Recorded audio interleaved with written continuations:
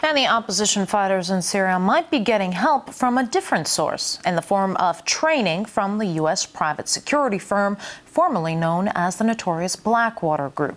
Security circles reportedly confirmed the information, which was released earlier by Wikileaks, that the company is sending mercenaries from Iraq into Syria.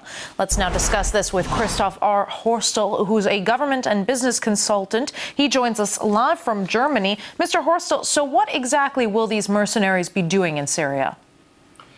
According to my sources in Syria, the obvious task is doing targeted killings, doing terrorist attacks, and then also engaging in shootouts with security personnel or interfering in peaceful demonstrations. So we have all kinds of activities as in the past, but this time it seems, as they say, that this is Ex-Services furnishing the mercenaries themselves.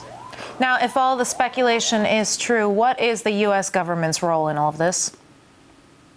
We can say very clearly, and there's ample proof of it, that without the United States of America, any interference in Syria would not have been possible. It is very clear that neither Qatar, nor Saudi Arabia, nor France, nor Britain, nor Turkey would dare doing anything in Syria without a very clear-cut green light, okay, or go from Washington. Now, Kofi Annan's peace plan implies that all sides must lay down arms, yet we have these reports of possible combat training for opposition fighters. Doesn't this really contradict the UN-brokered peace efforts?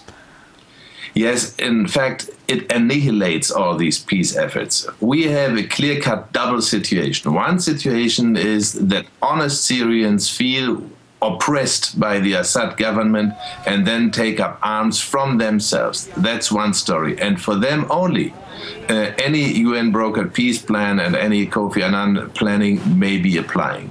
But for the others, like mercenaries of Ex-Services or of anybody, or paid as in the last, enemies conference of Syria in Istanbul, they said we are going to pay them. Well, we know this was a joke. They have been paying these mercenaries all the time. So for those people, of course, there's the right to self-defense of the Syrian government in support of the peace for the Syrian people. So that is a very clear-cut violation of any peace effort in Syria, that mercenaries are being sent there. And that means it is vital now that there will be accusations in the Security Council of the United Nations against the US and all their supporters in this Syrian war under the table, as I will call it. Now, what about the international community? How can we expect them to act to preserve the already fragile ceasefire? Now, in fact, the international community has the duty, according to all international right and the UN Charter, to defend the sovereignty and the peace of Syria.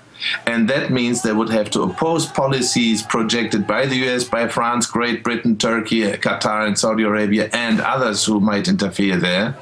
I understand that also Germany is involved with Secret Services personnel on the ground. So this cannot continue this way. We cannot allow a group of countries, even if it's NATO and I'm a NATO citizen, to plunge peaceful nations into war. Even if we are criticizing Assad's government and the style of it, of course there was torture, there were prisons, there were killings, yes. But this is not a reason to stage an international war little by little.